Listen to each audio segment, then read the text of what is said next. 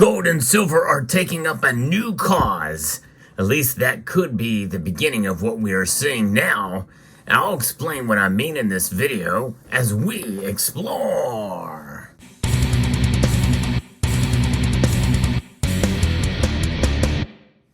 With your market report for today, gold and silver prices are up. In fact, all of the metals are up. It's been an interesting day, especially considering what news we learned about the producer price index. The tail of the tape will really come tomorrow when the CPI numbers come out. But first, let's get into what the markets are doing. Gold is up 0.88%, up $20.60 to $2,357.30. Silver is up 40 cents to $28.64. That's a 1.4% increase for silver's price, outperforming gold again for the second day, narrowing the ratio even more to 82.5. Silver very well may be unstoppable at this point, but of course that's a very strong language to say. I don't say that lightly because we've seen silver get smacked down very hard, and many people attribute that to price suppression. And the platinum group metals also rose.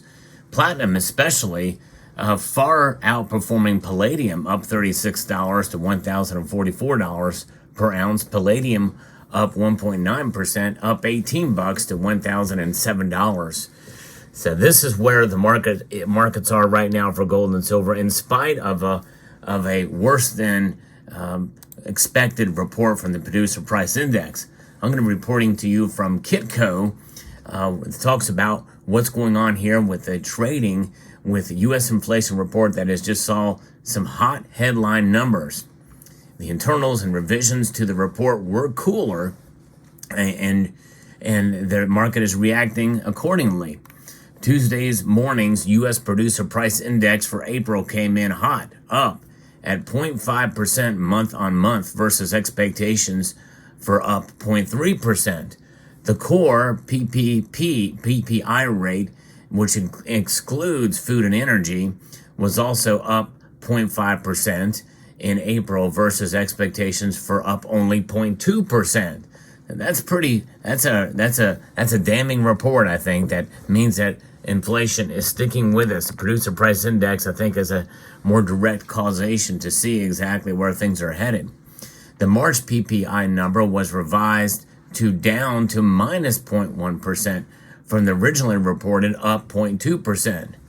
And the April PPI report would have fallen squarely into the camp of the U.S. monetary policy hawks who want to see the Federal Reserve hold off on any interest rate cuts.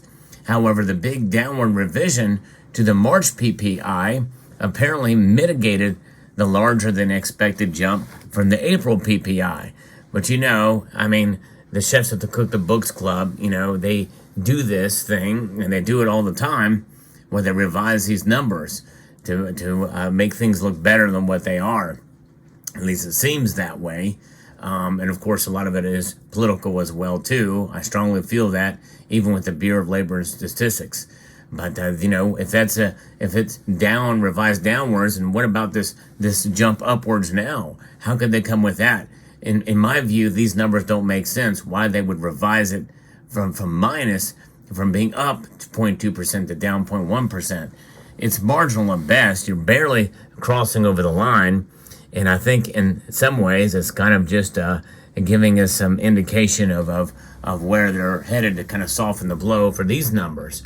But many of us are not buying it. I know I'm not. And so we'll see how this all plays out as we move forward, especially with tomorrow's number.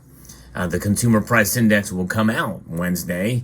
CPI is seen up 0.4% compared to the March report, showing a rise of 0.4%. The annual CPI April reading is seen up 3.6% compared to up 3.8% in the March report. Now that's another thing. They don't talk about it being revised downward or upwards, but I thought that the March report, it was lower than that, like 3.5%.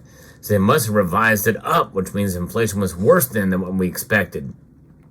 So it'll be very interesting to see what tomorrow's numbers look like. Federal Reserve Chairman Jerome Powell spoke at an Amsterdam banking group, and he said that inflation has been higher for longer than the Fed had expected. Well, you think? Yeah, that's the no-brainer statement of the year. And they are, but he is confident that inflation will be coming down to 2% annually. And he said that the Fed will keep its restrictive monetary policy in place until inflation recedes to the Fed's satisfaction, which is a target of 2%. But how long will that take? What could they do? They're not going to raise rates, and they're not going to cut rates anytime soon. This thing is going to suffer. The value of this thing here, the dollar, is going to suffer because of it. And Powell's comments came as no surprise in the marketplace, and markets really showed little reaction. But gold and silver did climb, especially silver notably. I think silver's rise, is due in part to what I had mentioned before about it reacting as a commodity for various different reasons. And I think that's a part of why it's performed much better than gold today. Asian and European stock indexes were mixed to weaker overnight. U.S. stock indexes, are kind of mixed as well too. Not much activity happening there. I think a lot of people are just kind of waiting to see what CPI, which is the most popular and the ones that the markets react to the most. And gold and silver are not excluded to that. So we'll see if this trend continues. But this is a new direction, folks. I think for gold and silver, at least for today. We can celebrate it for today because in spite of inflation being sticky on the producer price index level, and in spite of that March revision downward, I think this tells us that sooner or later, gold and silver will probably react to the positive side no matter what the Fed does. Inflation is here and it's staying with us. And so even if they lower rates, yeah, they're going to climb and climb more. But even if they were to raise rates at this point, even if they were to raise rates, maybe not at this point, but if they did a surprise rate hike, I think that more likely people are just going to screw these other interest-bearing assets. I'm sticking with gold and silver because they're just not going to have much confidence in the dollar and anything that's bearing interest because likely their interest, even if they raise another quarter point, is not going to be enough to really protect them against the inflation that will be sticky and staying with us. It'll be very interesting to see how it plays out because the Fed is in a rock between a rock and another rock. So let's see. Where are we at now? The next Fed meeting is coming up in June next month, and 91% of folks think that they're going to leave rates right where they're at. I agree with that. July, which was my original prediction and when they were going to cut rates, because I thought, well, if they're going to interject some stimulus into the economy by cutting the rates, it's going to be then because it's going to take a month or two for it to show up for the administration to use it for political reasons. 68%, though, 0.6 right now, think that rates are going to stay where they're at then at the July meeting. I now think it's going to be in September, and I had another member of this community, Pissopack Pilot, say the same thing. And right then and there, that is where 50% think they're going to lower rates a quarter point then, with 15.2% saying they're going to cut it a half point, and only 33.9% say they're going to leave it where it is. And then in November, we'll only go out to November because we're really down the stretch there. Only 21% of folks, participants in the CME Watch Tool, Fed Watch Tool, think they are going to keep rates the same, 21.4%.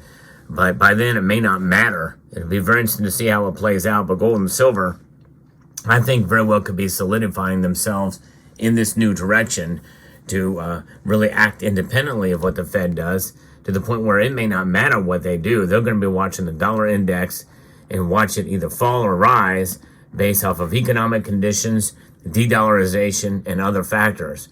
So that the Fed, no matter what it does, it's not going to bear as much role. That's a theory on my part. I don't know. It's as long as I've been paying attention to the markets, they have reacted pretty strongly to what the Fed does. So it would be a new move for gold and silver, but we are in a situation where we haven't been before with persistent inflation sticking with us. How much longer will people have faith in the dollar? How much longer can they stand it in the United States and even around the world? And, with other nations starting to cut rates in their central banks, it'll be very interesting to see what happens with us sooner rather than later here. I still think if we do see a rate cut before September, I think that will have an impact. Gold and silver will rise. But if they leave rates higher for longer, I don't think it's going to stifle gold and silver much. And we're not seeing that now. So therefore, it's heading in a new direction. Let me know what your thoughts are in the comment section down below. If you found this video informative, insightful, and educational, I hope you will consider pressing that thumbs up button down below and subscribing to the channel if you haven't done so already. I'd like to extend a multitude of gratitude to you all for taking the time to watch and encourage you to please rate, share, comment, and subscribe.